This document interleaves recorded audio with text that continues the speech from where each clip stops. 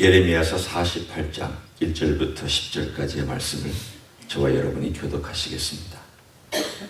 모압에 관한 것이라 만군의 여호와 이스라엘의 하나님께서 이와 같이 말씀하시되 오라 느보여 그가 유린당하였도다. 기랴다임이 수치를 당하여 점령되었고 미스갑이 수치를 당하여 파괴되었으니 모압의 찬송 소리가 없어졌도다. 헤스본에서 무리가 그를 해하려고 악을 도모하고 이르기를 와서 그를 끊어서 나라를 이루지 못하게 하자 하는도다. 만맨이여 너도 조용하게 되리니 칼이 너를 뒤쫓아 가리라. 호로나임에서 부르짖는 소리여 황폐와 큰 파멸이로다. 모압이 멸망을 당하여 그 어린 이들의 부르짖음이 들리는도다. 그들이 루깃 언덕으로 올라가면서 울고 호로나임 내리막길에서 파멸의 고통스러운 울부짖음을 듣는도다.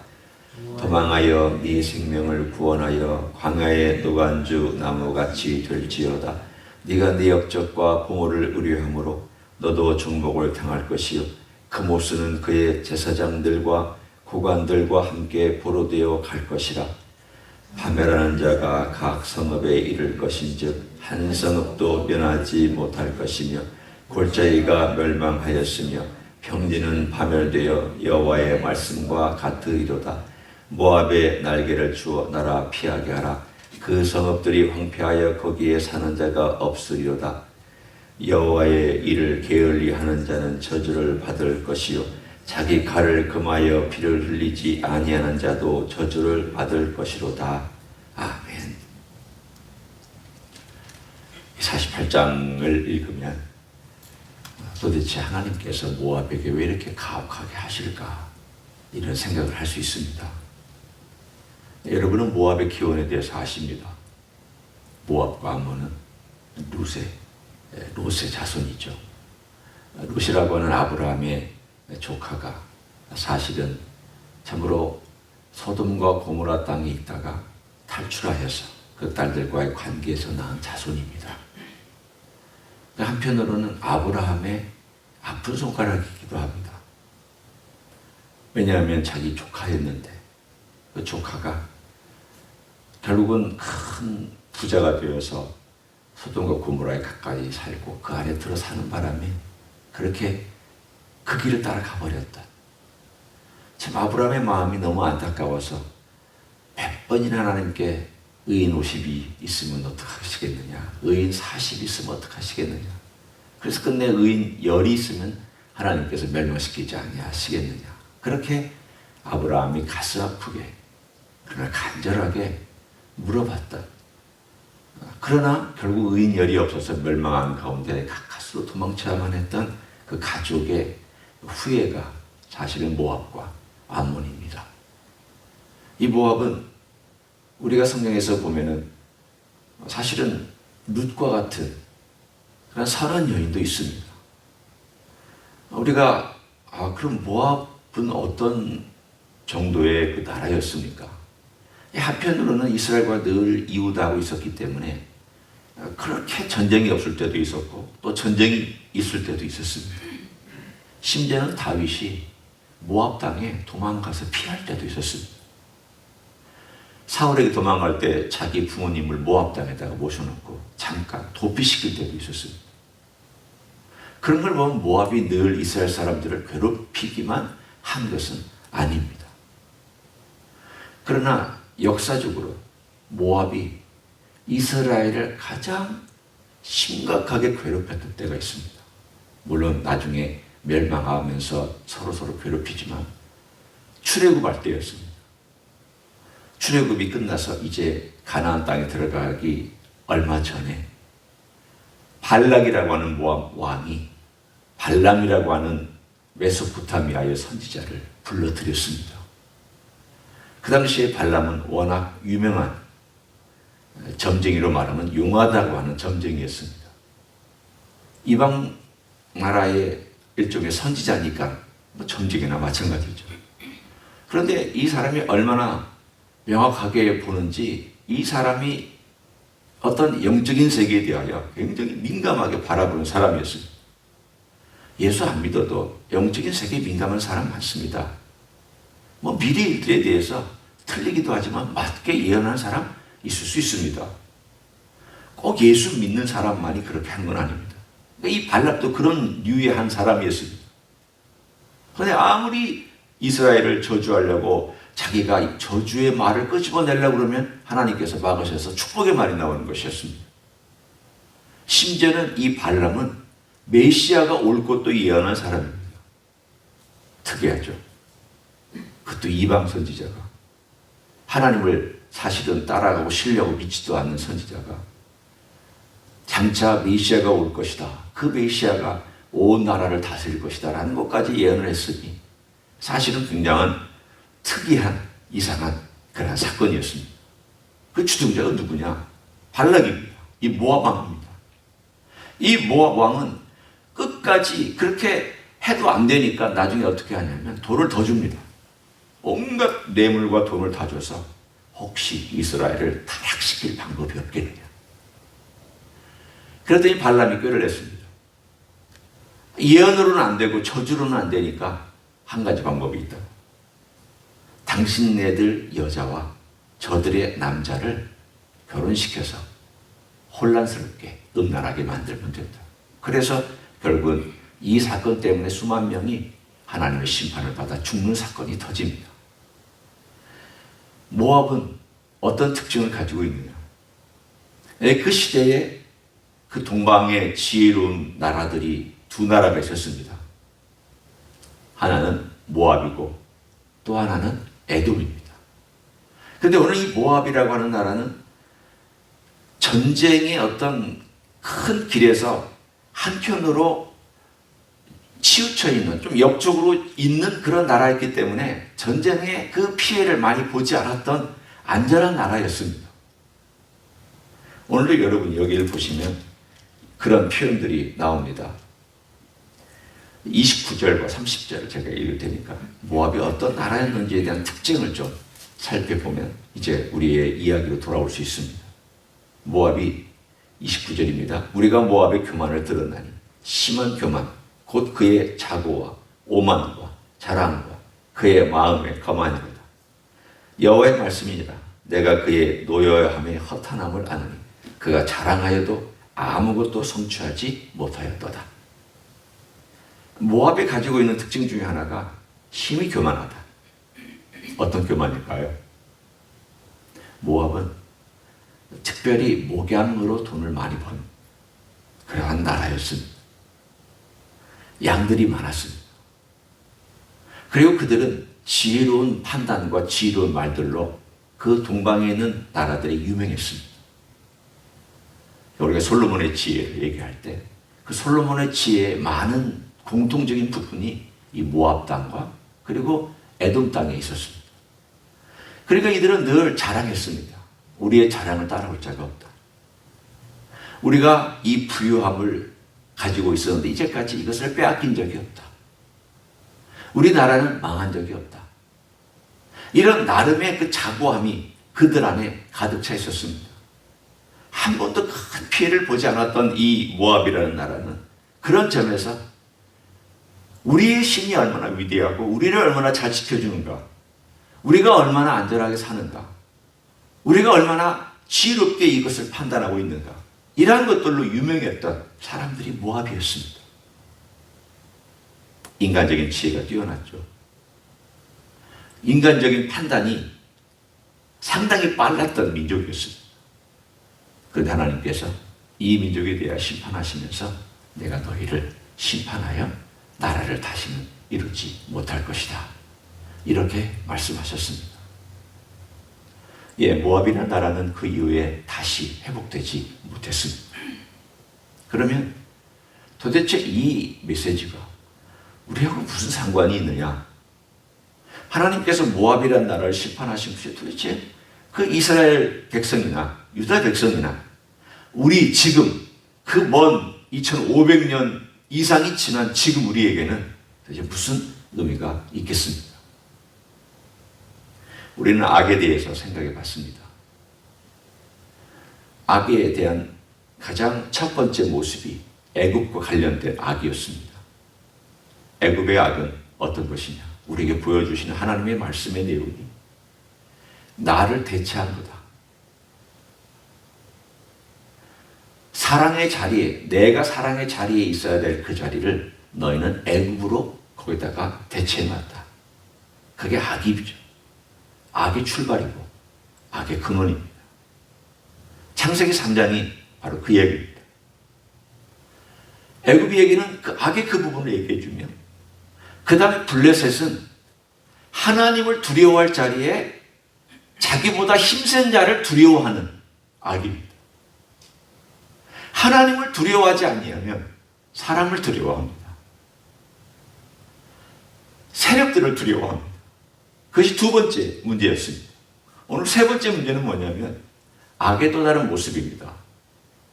악의 또 다른 모습은 내 생각과 내 욕망, 그리고 내 가지고 있는 것들로 내가 내 삶을 개척해 나가고 하나님의 생각이나 하나님 없이 얼마든지 살 수 있다라고 하는 그런 생각이 이 모압에게 있어서의 특징이었습니다.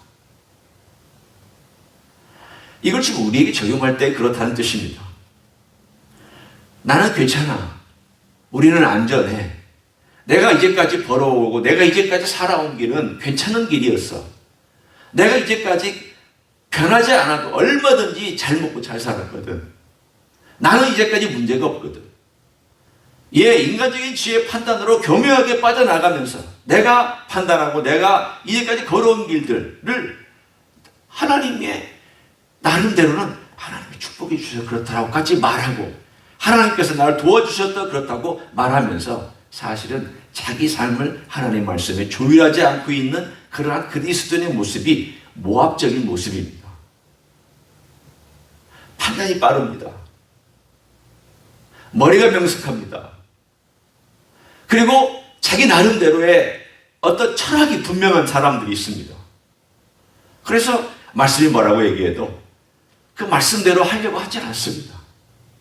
수많은 변명, 수많은 이유, 수많은 환경, 수많은 조건, 수많은 이론들, 수많은 생각들, 수많은 것들로 가득 차 있기 때문에 나는 괜찮지. 이 정도면 잘 사는 거지. 이 정도면 예수 믿는 사람으로서 남들보다 잘하고 있잖아. 예를 들면 그런 생각들입니다. 우리가 하나님보다, 하나님의 생각보다 내 생각을 앞세울 때 우리는 얼마나 많은 교만한 마음 가운데 빠져 있을지 생각해 봅니다. 어리석게도 저 같은 인생이 그래 왔습니다.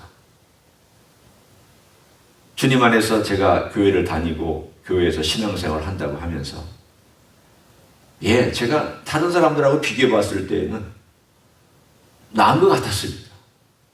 일단 제 판단이 그랬다는 것이지 제가 낫다는 뜻은 아닙니다. 제 판단이 낮게 보였습니다. 남들이 행하는 그런 일들로 제가 남들이 꾸중받거나 남들이 손가락질할 만한 그런 일을 안 했다고 저는 생각을 했습니다. 교만했죠. 그래서 나는 고치지 않아도 괜찮다고 생각을 했죠. 내가 뭐 고칠 것이 별로 없다. 이 정도 삶을 살아오면 되니까. 그렇지만 정말 제가 간과한 것이 있었는데 그것은 뭐냐면 하나님 앞에서, 하나님의 말씀 앞에서, 하나님께서 정말 보시는 그 눈앞에서 내가 어떤 사람인가를 보는 것보다도 다른 사람들과 비교해서 나를 봤고, 그리고 다른 일반적인 삶의 속에서 나와 비교해 보면서 내가 이 정도면 됐지, 이 정도면 됐지라고 하는 그런 변명과 자기 자신을 정당화하는 그런 삶을 살아왔던 것을 제 자신이 조금씩 나중에 깨닫게 되었습니다. 주님께서 저에게 가르쳐 주신 것이 무엇이냐? 너는 왜 이렇게 자꾸 너를 속이냐? 너는 왜 이렇게 너의 이유가 많으냐? 너는 왜 너 자신을 스스로 이렇게 변명하고 이렇다고 얘기하고 있느냐?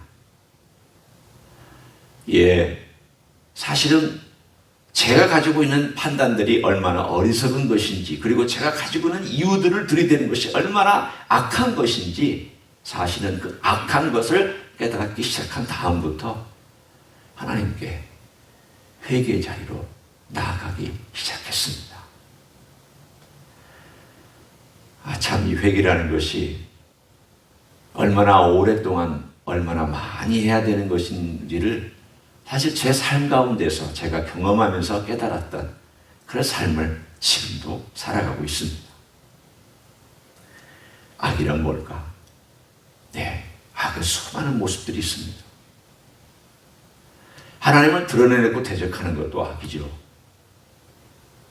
악한 일을 하는 사람들이 볼 때 악한 일을 하는 것도 악입니다. 그러나 교묘한 악도 악입니다.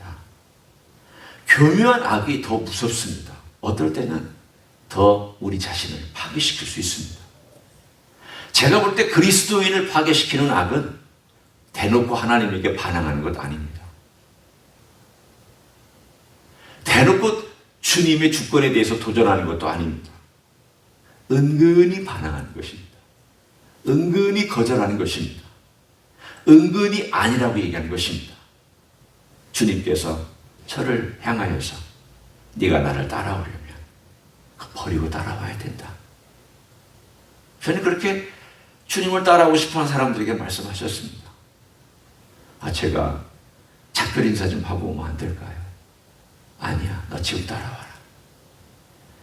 주님께서 작별 인사가 소중하지 않다고 말씀하신 게 아닙니다. 문제는 뭐냐면 그가 작별 인사를 가는 마음속에는 여전히 그쪽을 향한 애정이 있었다는 뜻입니다. 제가 아버지를 좀 장사하고 오게 해주십시오. 그 장사하지 말라는 게 아니라 그 가족을 향한 애정이 있었고 자기가 놓지 못하는 그것이 있었다는 뜻입니다. 주님은 그 마음속에 놓지 못하는 그것을 보고 계셨기 때문에 단호하게 말씀해 주셨습니다. 네가 나를 따르려면 그거 놓고 따라야 된다. 우리의 삶 속에 붙잡으려고 안 놓으려고 이것만큼은 꼭 내가 가지고 있으려고 한 것들이 무엇일까? 네, 그것이 악이더라고요.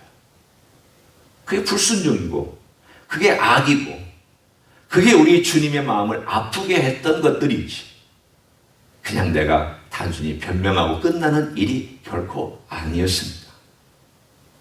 그걸 생각하니까 나 같은 죄인이 우리 주님의 마음을 정말 아프게 했구나. 내가 참 나쁜 놈이구나. 내가 얼마나 주님께 반항하고 주님께 은근히 거절하면서 버티고 끌려가지 않으려고 하는 노새처럼 고집 피우고 있으면서 내가 얼마나 그렇게 했던가. 우리 하나님 아버지 앞에서 열방들에 대한 하나님의 심판을 이렇게 보여주시면서 유다민족에게 보여주시는 이야기가 바로 그런 것입니다. 지혜를 자랑하고 교만을 했던 모압을 보아라. 너는 그렇게 하지 마라. 네 지혜를 살지 마라. 너 또한 그것 때문에 이렇게 나에게 매를 맞고 징계를 받지 않느냐. 내게 돌아와라. 네 지혜를 버리고 내게 돌아와라. 내게 순종해라. 제일 어려운 거예요. 제일 힘든 거. 우리 주님께 항복하고 돌아오는 거. 그 말씀 앞에 항복하는 거. 제 경험상 제일 어려운 것이었습니다. 지금도 어려운 일입니다. 그러나 이걸 하면 주님께서 그 길에 주님의 풍족함으로 주님께서 주시기를 원하시는 귀한 역사와 아름다운 것들로 우리의 삶을 채워주실 줄로 믿습니다. 그런 삶을 살아가시기를 예수님의 이름으로 간절히 축원합니다. 기도하겠습니다. 하나님 아버지 감사합니다. 악에는 여러 가지 모습이 있어서 어떨 때는 이런 모습, 어떨 때는 저런 모습으로 우리의 삶 가운데서 우리를 괴롭히기도 하고 우리를 붙잡고 놓아주지 않기도 합니다. 주님, 오늘은 우리 안에 있는 교만과 자기 생각의 오만함과 자기 생각을 굽히지 아니하고 꺾지 아니하는 그러한 항복하지 않은 것에 대하여 함께 생각해 보았습니다. 주님, 이것이 얼마나 하나님 아버지 앞에 악인지, 얼마나 우리 주님의 마음을 슬프게 하고 아프게 한 것인지를 다시 한번 깊이 생각해 봅니다. 주님, 저희를 불쌍히 여겨주시기를 원합니다. 용서해 주시기를 원합니다. 오늘 우리 주님께 주권 앞에 항복하고 주의 말씀 앞에 항복하고 주님이 원하시는 것에 자기 자신을 드릴 수 있는 하나님의 종들이 되게 하여 주시옵소서. 이제는 우리 구주 예수 그리스도의 은혜와 하나님 아버지의 극진하신 사랑과 성령 하나님 교통하심의 역사가 오늘도 우리 주님의 그 놀라우신 능력과 주권과 은혜 앞에 두 손 들고 주님의 도움을 구하며 주님의 은혜와 능력으로 살기를 소원하는 이 자리에 참여한 모든 종들 위해와 주임제 이스교회 위해와 이미 교회들 광곡교회들과 선교사님들 위해 이제로부터 영원히 함께 하실지어다. 아멘.